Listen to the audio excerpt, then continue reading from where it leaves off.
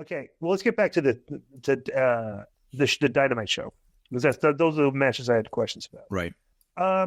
So Swerve says said he's coming for Samoa Joe. He said doesn't know when or where, but he'll beat him for the AEW Championship. That I promise.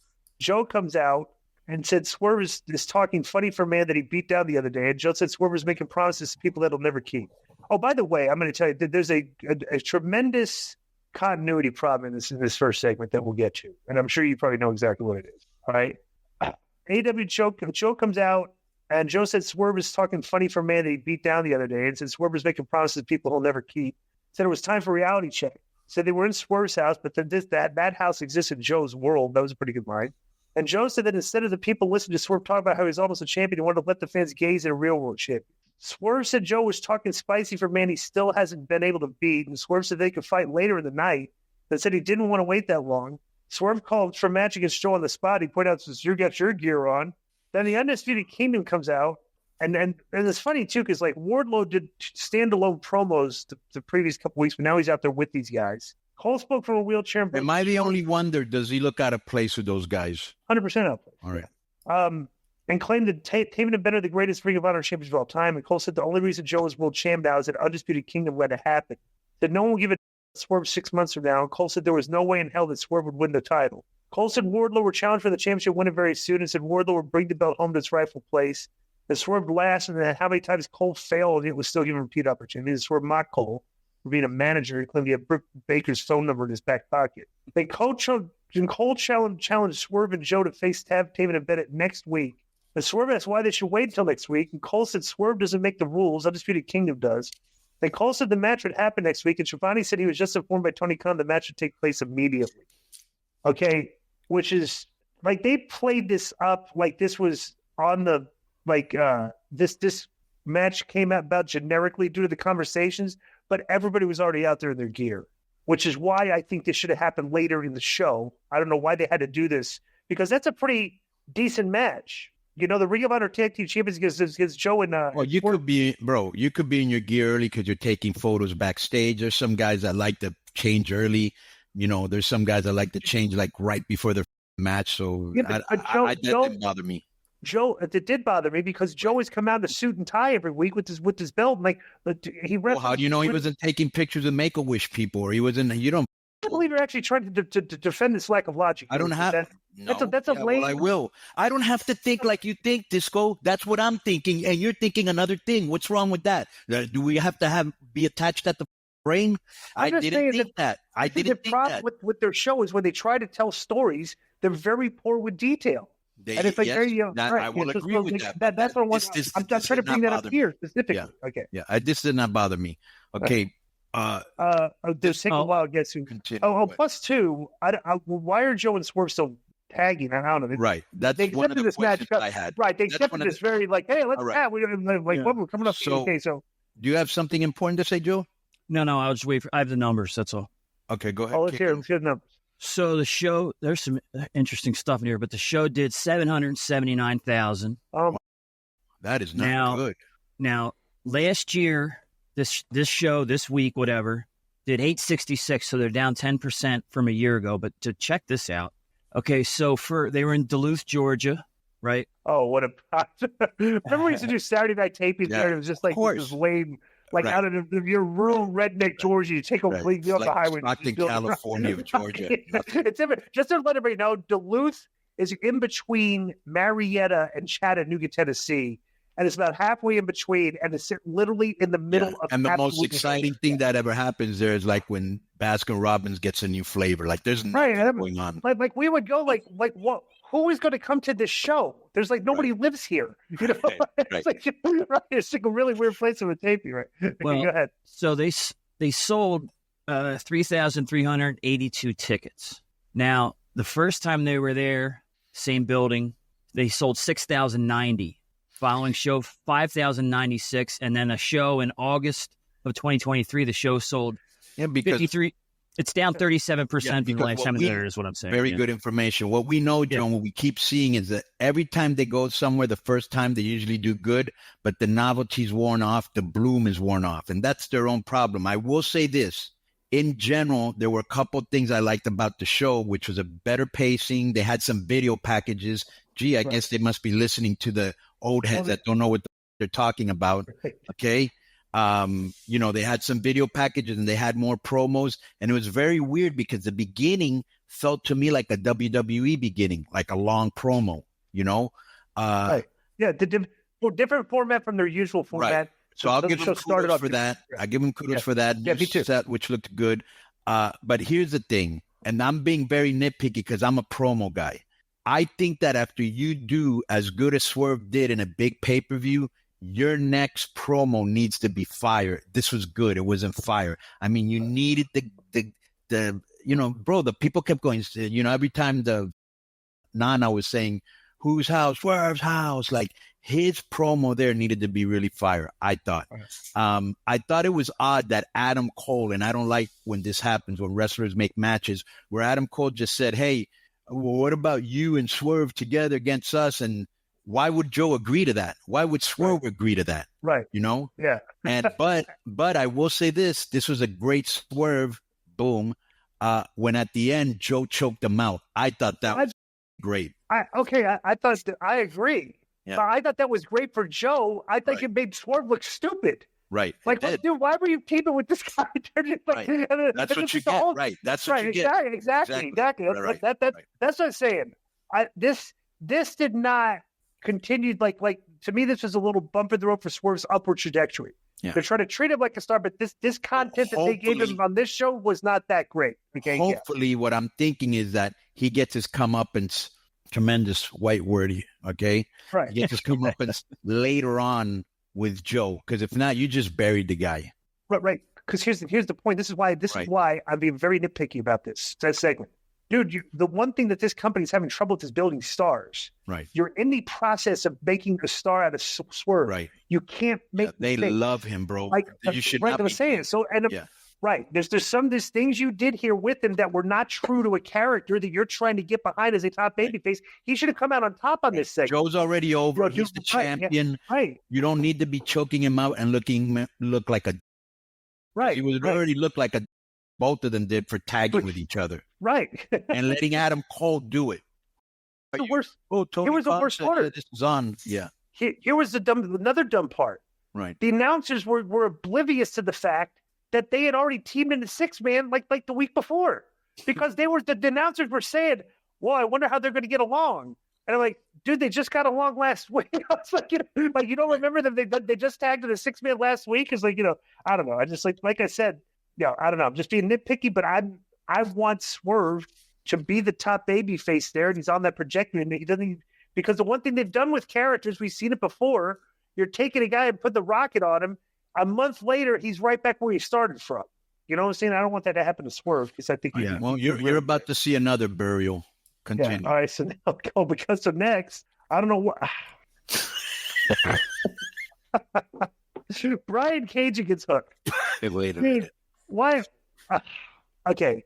What kind of heat does this Cage have backstage? He must have some sort of heat. How could you not like him? He's a likable person. He's as professional as a guy as I've ever met. He's unselfish, and all you do is bury the bro. They choked him out in the middle too. Yeah. By a kid that weighs about 100. People must be looking at this that don't, that turning in and going, what is going on here? Is this guy an MMA expert and this other guy's a J-Bron? And he, what suit was he wearing? Was he wearing like a superhero suit? Because I know he's a nerd. Well, because if somebody said there was a character. This was one of his characters he was playing for the Lucha superhero stuff that you guys were doing, supposedly. And Triple H, somebody said he never dressed up. Oh, you mean like I didn't. Yeah, Joe, go look up Brian Cage on Twitter. Somebody has a thing of him and the actual character they played from Triple A. Oh, okay, really? like he was in a cape, and it was like one of the like maybe the Marvel character or something. Yeah, he was a Marvel character. Right, and I think that's what the outfit he had. It could be. All right, you could be. Yeah, you're probably right. Right. But wait, why are you beating this guy? This guy's money. Yeah, so he must have some sort of heat. You know what I'm saying? At first they weren't using him, and now he loses to everybody. He's almost like Pentagon. Pentagon beats everybody except the top guys, except that Cage loses every guy, including mid-carders and scrubs. Right. I think if Pentagon was Japanese, maybe they'd push him better. Nothing. Right. Okay. Well, before we got ahead of ourselves here, just real quick, I want to just reiterate. Right. So Hook had a promo backstage, and before he could even start talking, Jericho came in. Right. And kind of like put him over. Right. But we don't know how sincere it was or not. Okay. Yeah, it seems like Jericho's all over the place because first he was with Sammy Guevara. That ended for no reason whatsoever. No. But Sammy got suspended. Did you see this? Sammy got But suspended. even before then, he wasn't doing nothing with him. He was wrestling Atlantis' son because he had a feud with his dad. And remember that? Yeah. And then it's almost like they're not sure what to do with Jericho unless they're going to team him up with Hook somehow. Because of what happened at the end. Okay, so then backstage, just tell them what happened at the end for the people that don't know. That Toa Laona and no. Okay, he was. Hang on. I missed a couple things before the match took place. They had a couple of backstage segments. One was an interview with Hook and Jericho. Then also backstage they had Nicholas and Matt were going to make an announcement. Matthew, but then they said that they were going to do it in front of the people since it's a huge announcement. Right. Okay. So then so who's Cage supposed to be, Joe? King from Tekken, from the Tekken video games. That's not the Triple A character. Okay, pull it up. I think he was Hulk or something like that. Yeah. Somebody's got to think. I honestly, I hope he has, like if he's allowed to do that too, because you can't like that's intellectual property of a thing. Like you can't. Yeah, but they literally Tiger Head, which remember come out like a Jacksonville Jaguar. Glacier. When Glacier was first in WCW, he looked like a Mortal Kombat character, and then they got a cease and desist. Sub-Zero, yeah. That was the whole thing. Yeah, he was Sub-Zero, and then Mortis was Reptile or whatever that guy's name was. I can't remember. Someone will. Right. Do you still believe there's reptile people, Joe? Oh, for sure, absolutely. Right. So after Hook choked out Brian Cage, Toa Leona Bishop Coward attacked him. And not a very convincing beatdown of the And Jericho ran out and chased off the heels of his baseball bat. So I guess him and Hooker, but Jericho's like kind of like in no man's land right now. Yeah, that's what I was saying. Right, yeah. Is there any remnants of the that went down with Jericho like a couple months back at this point? Nope. The crowd just happens nothing. all the time. It takes like 2 months before people just completely forget. Yeah, I haven't heard about it in forever. The most I hear is people being negative towards Houseman, really. Right. So more great character development here. Orange Cassidy, Trent Barretta, and Chuck Taylor were interviewed backstage by Paquette. Cassidy said he would do whatever he can to fill up his backpack for the championship now that he lost the AEW International Championship. Paquette asked Barretta and Taylor, would they be entering the AEW Tag Team title tournaments? They're going to have a tag team title tournament. Bro, Taylor said he was still entering. Cassidy and Barretta would have their first match on Rampage. Right. So here's my problem. When I look at a crew or a faction, and I look like these people look like they belong together. They look cool. They got a good look. Like when I see Adam Cole's group, they look like J-Brones. And when I see the best friends, except for Orange Cassidy, they just look like straight up J-Brones. I'm sorry. They've been there 4 years, 5 years from the beginning, and they've meant and mean absolutely nothing to me. They haven't really done anything interesting that might be uncreative. But yeah, I just see them as, do you get that vibe when you see them or no? Yeah, I thought the one guy looked better with long hair too. So next they do I just real quick, I don't know how Konnan feels about these guys, but I'm sure he's seen them all around in PWG and everything.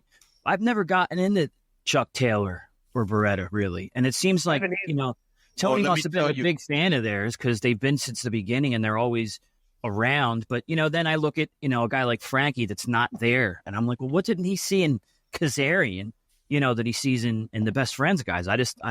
They're like they're bland to me, and the silliness that they do kind of turns me off too. Do you have a comment, Konnan? No, they don't do nothing for me. I mean, Chucky T to me was funny when he was in PWG. He used to do funny shit. Like I remember one day he was wrestling that Candice LeRae when Joey Ryan and her were partners. And then she was like, yeah, you can't hit a woman. And he went backstage and dressed up as a woman and came back out, which I thought was hilarious. Never do that now, right? Right. So let me explain the gist of this angle here. That's not even an angle. Okay. So what's his name? Taylor's hurt. So Taylor said he was hurt, but Cassidy and Barretta would have their first match on Rampage because they were asking if they were going to be in the tag team title tournament. So Excalibur had to actually bring up that Cassidy Beretta's match on Rampage will actually be a precursor to the tournament.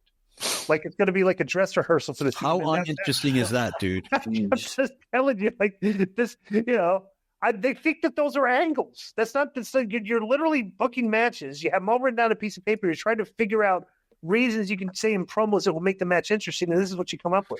Trying to stay positive because the show is better paced, and I'm hoping that they're probably doing baby steps. But bro, they make so many mistakes that are just wrestling 101 that it's beyond belief. So we go to Kill Switch against our boy Matt Menard, and poor Kill Switch. Like you couldn't do something where you filmed a really good promo backstage where they have a really good face-to-face and it makes you want to see the match. It's such lazy vignettes, dude. You could take a promo that somebody cut 6 months ago about a match they're going to be having on Rampage this weekend and put it on the show, and I guarantee you nobody would notice. Right. If they were just talking about they're going to be wrestling on Rampage. Because all the verbiage is always the exact same. So Kill Switch beats him and then comes out, go to chokeslam after the match, but Danny Garcia runs out. Then Nick Wayne runs in and caused a distraction, allowed Kill Switch to put Garcia down. Then Nick hit a cutter on Garcia while his mom was shown applauding, standing behind Cage at the broadcast table. The Cage's crew went to the stage and posed for the crown, but then Adam Copeland came out and hit Kill Switch in the chair, then tossed him off the ramp. Then he put Nick in a sleeper until he passed out. Shayna tried to low blow Copeland, who blocked her arm. Then Copeland chased Cage down the ramp, over the barricade, into the crowd, into a backstage area. Then Cage ran out of the building, threw a man out of a driver's seat of an SUV, and then drove away. Copeland looked into the camera and said Cage ran away like a... Copeland said he wanted to finish it where it started by facing Cage for the TNT Championship in an I Quit match on Dynamite on March 20th in Toronto. And said Excalibur said Tony Khan made the match official. I want to make a point here, and I know everybody thinks I'm a hater or something, but bro, what angles has Adam Copeland been in since he joined the company? Like, who has he had the angles with? That one and Daniel Garcia, right? With Cage, I mean, really, just Cage. Yeah. So was the Daniel Garcia an angle, or was it just like a match? Anything else is kind of just spawned out from Cage Copeland. How long is it? Look and see how long Cage has been there, and the only mileage they've got out of him is put him in a match in an angle with Copeland. Copeland, yeah. See how long he's been there? Because literally the only thing is he's been just in this long-running angle with Cage the whole time. So 5 months. 5 months. They're going on a half a year, and if all the guys in that roster that Copeland could be in angles with this everything, 5 months in he's still circling back to Brian Cage. Well, maybe they're doing good numbers digitally. Maybe when they're on top, they've sold well, like when they went to Toronto, and they're trying to milk everything they can at this because it's one of the few things that's actually over. I thought it was weird to see Kill Switch because he never wrestles and he's got zero heat because all the heat, Christian has it. Right. The minute Matt Menard came into the ring with his ribs taped, you knew that was a wrap. And it was funny because when he ran to the outside, there was a guy in a car. And I was thinking to myself, oh, what a coincidence. You just happen to have a car outside waiting for you so you can run off. But no, he went in there and he took a guy out and stole his car. So I like that little attention to detail. And I have a feeling because this Shayna Wayne, which has zero heat, I have a feeling maybe somewhere down the road, Beth Phoenix is going to lock up with her somehow, some way. Yeah. All right. So next is, let's get ahead of myself here. Kyle O'Reilly backstage promo, and he's just doing a babyface promo, and he's saying he still has love for the Undisputed Kingdom, but he has to do it on his own now. So Tony Schiavone introduced the Young Bucks. They were actually doing good heel promo here. I mean, because like I'm not buying them. They're trying to like cosplay heels because they don't really come across as like the type of heels they're trying to play. But this was funny because Schiavone congratulated them on the great entrance after he took, and Nicholas pulled the mic away from Schiavone and ordered him to leave the ring. But I would too, because Tony's antagonizing him right off the bat. There wasn't very, I don't know. It was kind of weird. Then Nicholas complained about the Sting's buddies from the retirement home showing up and Sting's sons getting involved in the match. Then Nicholas said that he and Matthew will enter the AEW Tag Team title tournament. And Matthew said they had to be unbiased. And recalled Page put his hands on an official and said he crossed the line. And Matthew said they have to suspend Page from the Elite without paying. Matthew said it's like Kenny Omega disappeared off the face of the planet, hasn't made any of his dates for no good reason. And Matthew fired Omega from the Elite and said he and Nicholas love Page and Omega. He said they could do a group chat. Continental Crown champion Eddie Kingston comes out, and he walked to the ring, and Kingston recalled Nicholas threatening to fine him for talking bad about the Bucks. And Kingston tossed cash at Nicholas and said he might as well do it now. Then Nicholas shoved Kingston. Then Matthew intervened and put his arm around Kingston and said he could talk like gentlemen. Then Nicholas went after Kingston and put him down, and Matthew hit Kingston with a low blow. And the Bucks set up for an EVP trigger, but they were interrupted by entrance music. Okada comes out. While Okada, Bucks fell from the rafters, and Okada headed the ring dressed in a suit. He looked good. Remember the last time he appeared on the show, he was in shorts and a t-shirt. Yeah. Well, the broadcast said, what is he doing in AEW? And Okada stopped Kingston from going after the Bucks and turned him around and hit him with the clothesline. Then Nicholas introduced Okada as the newest member of the Elite. Okada shook hands with the Bucks and looked down at Kingston in motion for the belt. What do you think the fans' reaction of the way they debuted Okada here was? Yeah, they booed when he turned. When they came out, they first popped. Yeah, but do you think that the AEW fan base liked this or not? They liked when he came out. They didn't like when he turned. Right. I will say this. I didn't think there was much heat in when they were like, oh, we just suspended Hanger. He's a heel. Why would people give a and number two, oh, we just suspended Kenny Omega. The guy's hurt. So why would that mean anything? I didn't think they got really good heat on this. Let me tell you the Pal's POV. Well, that's not exactly how I saw Okada's debut going. The crowd went from being really hot for Okada's arrival to being pretty quiet. Okada's arrival was not a well-kept secret, but they've definitely thrown a curveball by having joined the Bucks and the new Elite. And it's good to see the Bucks gaining confidence with their heel promo shtick. Yeah, I will say that because their shtick on the promo was better than their usual stuff. What did you think about this? And I thought, Okada gets it. He came out in a suit looking like a star in a company where nobody really wears suits, so he stands out. He gets it. Bro, he looked like a star. The only other guy that wears a suit, and it's more of a casual thing, is Don Callis, great swerve, just like the swerve at the beginning with Joe and Swerve. I liked this. I didn't see it coming, and I liked it. So we got Rio against Chris Statlander. Okay, just to put these in context, Chris Statlander ended Jade Cargill's winning streak. Yep. Okay. Right. That was a waste. Now here she is against Riho, and this match, like the believability deteriorated in this match second by second as it went on, because I wonder what the other wrestlers in the back, okay, that we're watching this, and you're looking at this, and this looks ridiculous. How is this? Like, this does not look real. Like, she's way too small. This looks like fake wrestling or just cosplay wrestling. I wonder how the other wrestlers in AEW feel about like the way that Riho's getting pushed. What would you think? Because Riho goes over here. This is what I think. This is what I think. In a company where, everybody likes people when they're nice, and she's probably very nice like most Japanese, and she's small and she's cute, and the fan base likes her, so she's over to them, okay? Doesn't matter what I think. They like her. Obviously, Tony likes her, but it's not believable. It's almost like the same thing with Hook and Cage. It isn't, bro. Statlander's taller than her, heavier than her, just way bigger, more physical. Riho, bro, she weighs 9 pounds. She did like a vertical suplex up in the air, held her there forever, because she doesn't weigh anything. She looks like she's 12 years old, all right?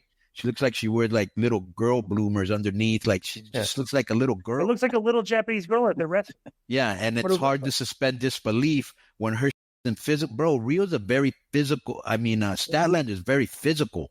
You know what I'm saying? She's strong. She's thick, and she's giving these little basement kicks that doesn't look like it could move her. And then she beats her. No, but not even that. This is why she beat her. So Stokely Hathaway left a chain. So Statlander goes and picks up the chain and looks at it as like, should I use the chain, and decides not to use the chain. Right. The funniest thing about this is like if you're talking psychology, the way this match should have been going is Riho should have been the one. She's getting her kicked.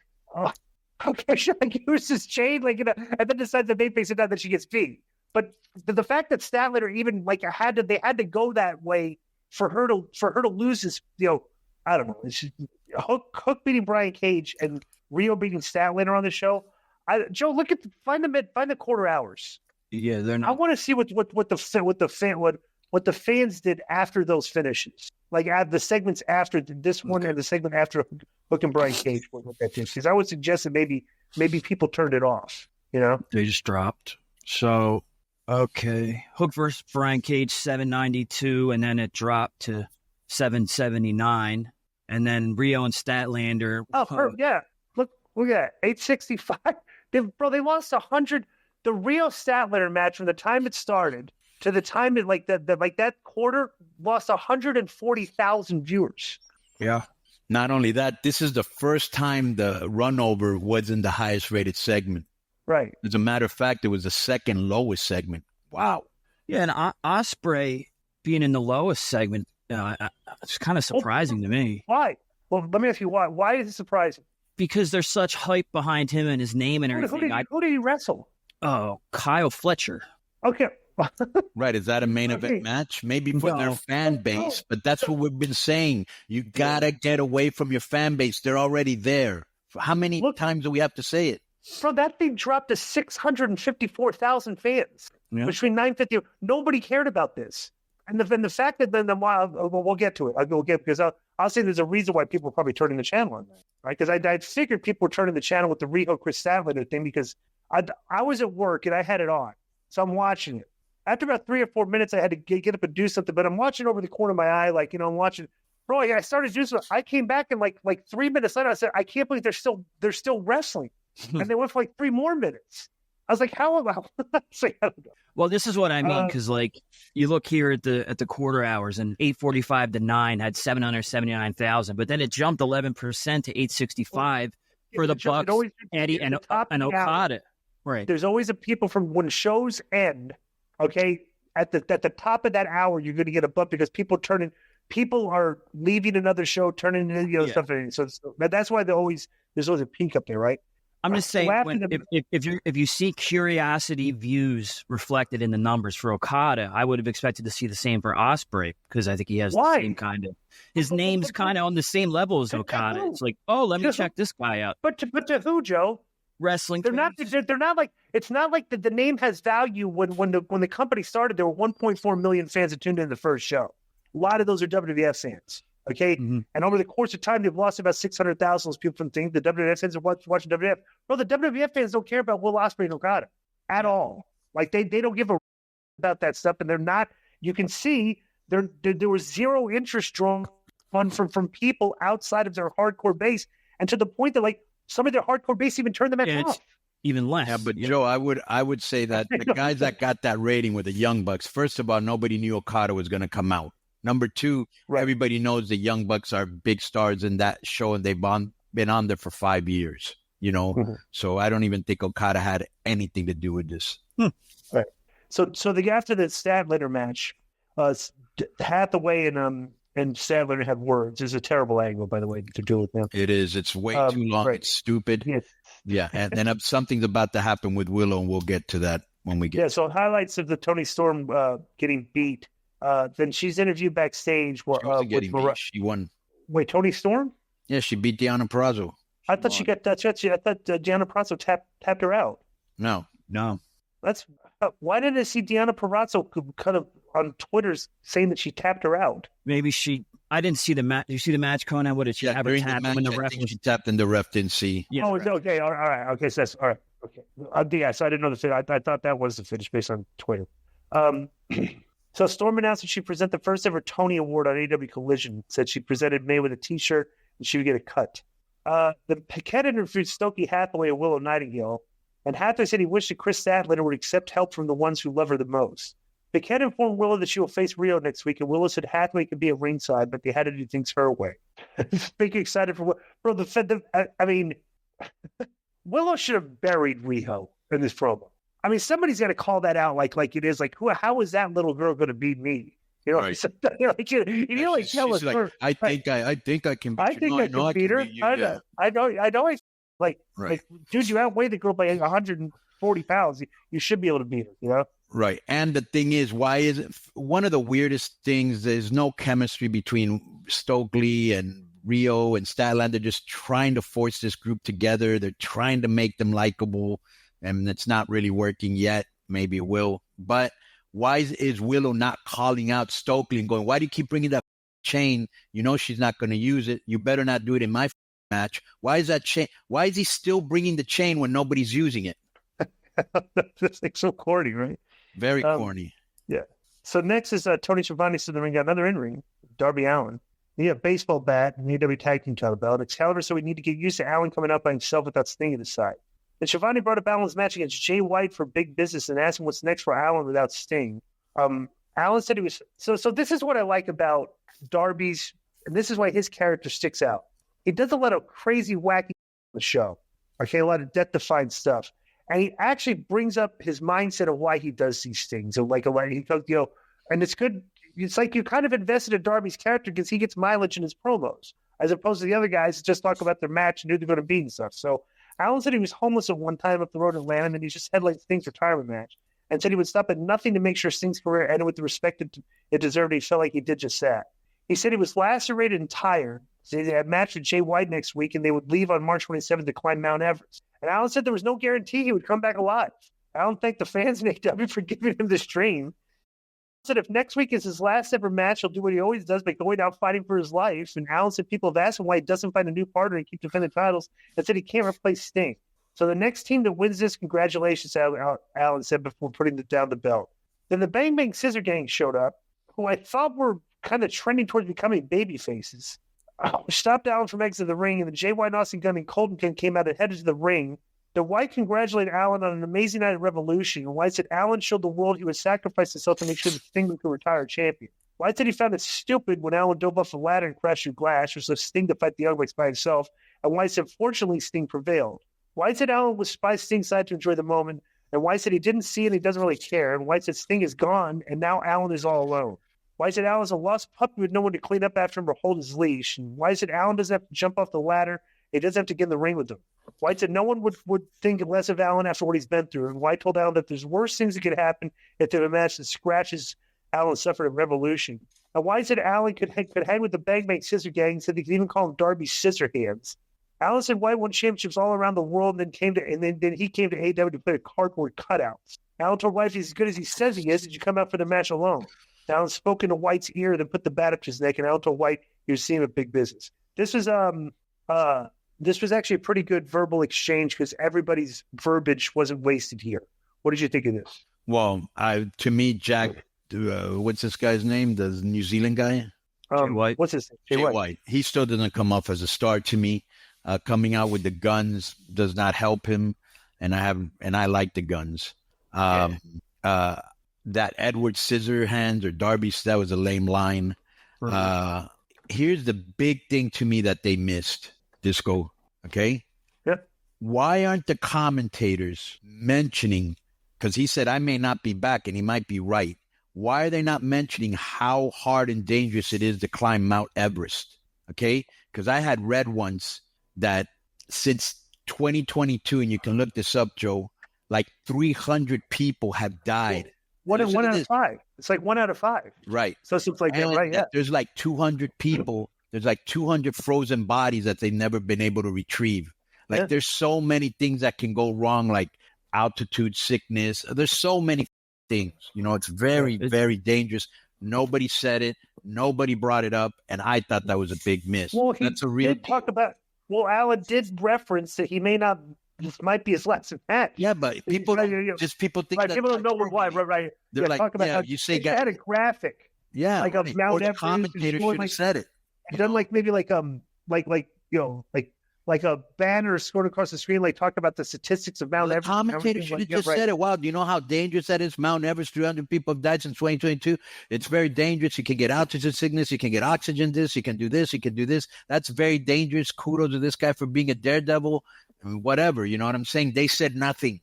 It's been over 330 all time, it says. And then since 2022.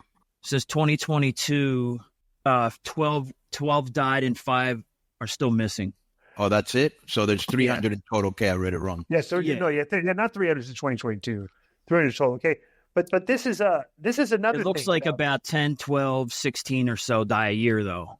Well, I hope everybody knows 16's on the high end. When you're getting sub-freezing temperatures, okay, and this is very dangerous because this is what happens to a lot of people that do a lot of physical exertion in very, very extreme cold, is when you sweat in those conditions, okay, the sweat turns into ice on your clothes, and it creates like that, like you can't, and like it freezes you to death.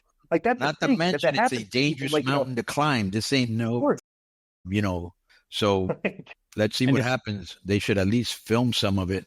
Like one of the main reasons hypothermia kills people is because when you start to feel hypothermia, you feel like you're really hot. So you'll take a jacket off and a hat off, and really you're making it worse for yourself, So all right. So next is So next, this is another continuity problem. This is kind of weird. So we finally got to hear. Cody, were you excited about this promo? Did you see who actually got a promo? We heard talk.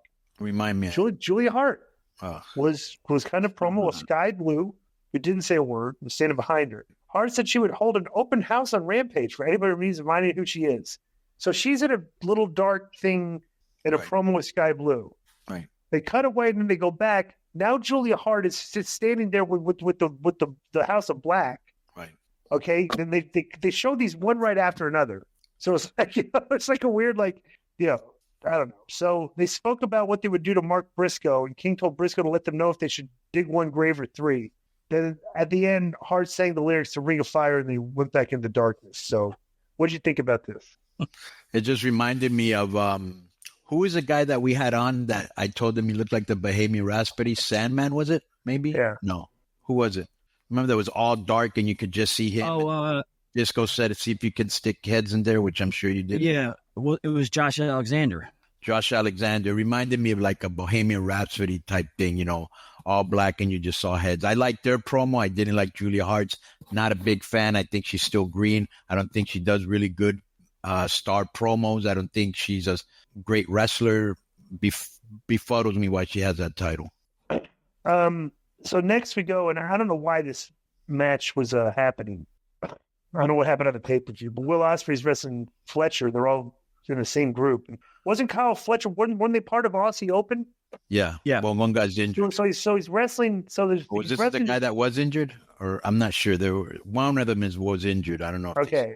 But these guys are friends, and then they're the main event. Yeah, but bro, it just doesn't make a lot of sense to me. Why is Ospreay wrestling Takeshita, who's in his group, and he's fighting? Huh? He's come in, there's zero heat. None. There's no heat he's fighting Fletcher, who's in his – I mean, with all the wrestlers that you have there, you got to have guys in the same faction wrestling each other? That's not even interesting unless somebody's going to turn. Right. So this was a non-title match. It's the other guy, Konnan. Mark Davis from Aussie Open was injured at Wrestle Dream. Yeah, he's been out since October. Okay, so the gist of this was there was a non-title Ring of Honor because Kyle Fletcher's a Ring of Honor TV champion. Bro, this thing was this was a match they're done strictly so Dave Meltzer could give it 4 stars. So, bro, they just did way too many for their hardcore fans. They like. That's what I'm saying, but this was not a showcase for Ospreay as a credible. That it took him forever to beat this guy. The guy was kicking out of everything. He gave him the kitchen sink and he was kicking out. 5 times I thought the match was going to end on that because it looked okay. It's a good win for Ospreay. Then the guy kept kicking out, and then it was like, wow, this is actually not making Ospreay look very good that he can't beat this guy. This is second match. First match. Who never wins and is part of a tag team.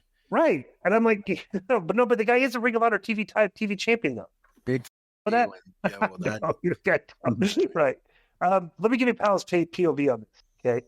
And I think he kind of nails it on the head. The main event was a really worked spot fest, and I know there are fans who loved every second of it. Oh, by the way, the match ended, and then Bryan Danielson comes out, who lost, who's on a losing streak right now. I think he's lost how many matches in a row has Bryan Danielson lost? So Bryan Danielson comes out and they have a stare. They come in there, they're looking at each other, and I'm like, all right, well, whatever. Somebody do something. Yeah, right.